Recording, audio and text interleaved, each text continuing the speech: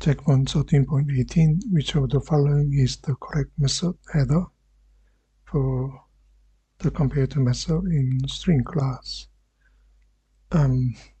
It's a straightforward, the first one. Okay, this is the one.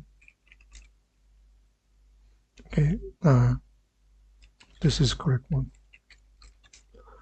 So if you go back to previous question, 13.17, okay, if you implement comparable interface, okay, you're going to deal with students, which is elements. Here's the one.